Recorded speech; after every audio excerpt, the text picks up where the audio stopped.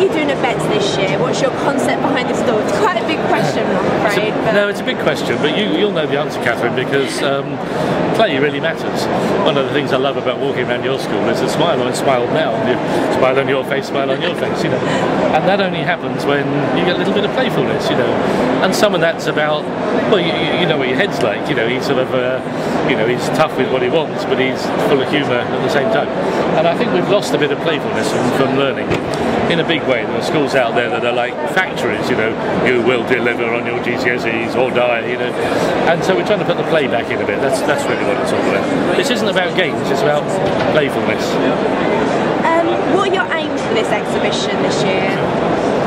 Same aims every year, actually. This is a fabulous show for technology, and it's the biggest in the world. But sometimes people lose sight of what students might be doing with this stuff. So each year we feature what we think is going to be important in the next year. And you watch Playfulness, it's going to be really important this year. 3 years ago we did mobile learning because people were all trying to ban phones, and all phones are the work of the devil, you know. And now, of course, at least half the schools in the country, phones are what you get out in the classroom for your field work. And I mean, you guys use them, you know. It's not, so I'm just trying to say, wake up and smell the coffee, really. How does fun and games and being playful affect education? Like, how does it actually affect a person's learning? Well, the whole sensibleness. I mean, I could give you two answers, right? Give you the common sense answer, which every parent and every teacher and every student will say, which is, you know, you see children playing games, and whether the games are, you know, clock golf on the grass outside, or whether it's Grand Theft Auto, you know, you get engagement, you get genuine pleasure. You know, I mean, half the country were playing on their Wii's this Christmas. You know, Granny was up doing a bit of 10-pin bowling, and I mean, you know, I bet you're. So I mean, everybody's family were doing that, and that's genuinely. So the common sense answer is anything that's that engaging has got to be good, because a lot of children are disengaged from learning.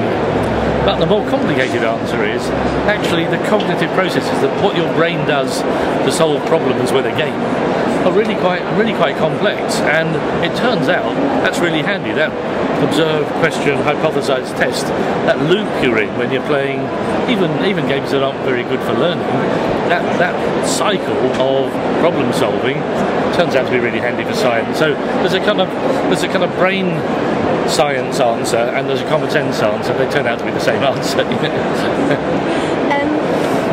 What actually first got you? What inspired you to support this playful learning, this whole theory? Well, I've got this really lucky role. I'm having the time of my life, really. That I'm building schools around the world, redesigning education systems. You know, I'm a professor of media, so I get to look at the future of cinema. You know, so you know, each year we have to choose a theme, and actually it's easy peasy. You know, just look ahead and say, what are the things that we haven't been doing very well in the past that people have just started to wake up to, and that's going to be really important. Play is really important in all this. And people have been. Gosh, I was just looking at the wall outside here, and just around the corner there's a block of flats. There's a sign up that says "No Games," and I think, well, how can you have a sign that says "No Games" and then complain when teenagers are pretty ticked off with the area? You know, you can't. And I think people are just waking up to the stupidity of all that. So, you know, I don't have to be a genius. I just have to stand back and look a little bit. It's easy. How does the latest technology make learning fun? Like, how does it make it play? Oh, I mean, you know, and what's happened, of course, and you felt it in the Leigh Academy. I mean, what's happened is learning has escaped from its boxes. You know, there were still schools out there with what the Americans call cells and bells. You know, where you're all in little rooms, they ring a bell, you keep moving, loads of corridors. There, you'd hate it, I'd hate it, you'd hate it. You know, we'd all hate it.